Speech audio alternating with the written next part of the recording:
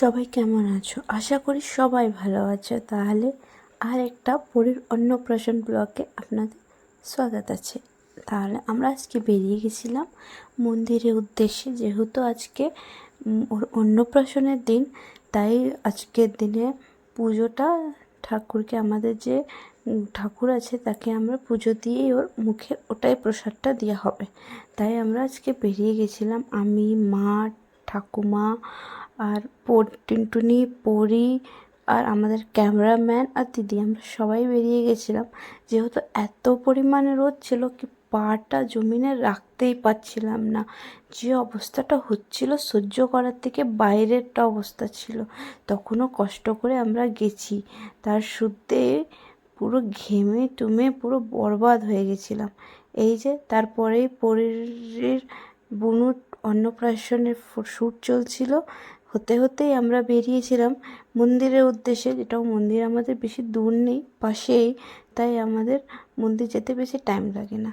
ওখানে দেখতে দেখতে মা দাঁড়িয়ে আছে। মা আমাকে দেখে বলল, তুই দাঁড়া, আমি তাহলে চাবিটা নিয়ে আসি মন্দিরে। যেহেতু আমাদের নিজস্ব মন্দির, তাই আমরা তালাটা মেরে রাখি। ঘরের পাশে যে ছোটো ঠাকুমারা আছে ওদেরকে আমরা চাবিটা দিয়ে দিই সবসময়।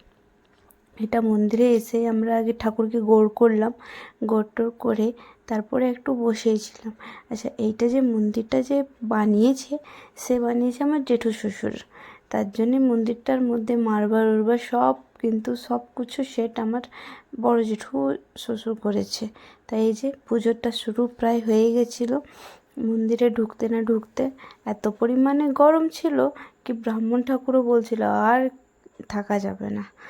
তখনও কষ্ট করে আমাদের পুজো টুজো হলো প্রায়। তার মধ্যেই পরি বসে আছে, খেলছে, কখন কাঁদছে, ওকে পাখার সামনেই রাখা হয়েছে। দেখতে দেখতে পুজোটা শেষ হলো। হওয়ার সাথে আমাদের লাল সালু, যেহেতু যাকে অন্নপ্রাশন তাকে বাঁধা হয়, তাই ওকে লাল সালু মাথায় বাঁধে দেওয়া হচ্ছিল।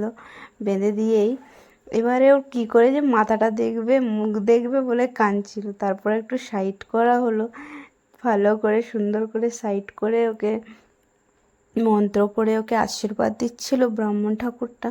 তারপরে এসে ওকে টিপ লাগিয়ে দিল চন্দনের।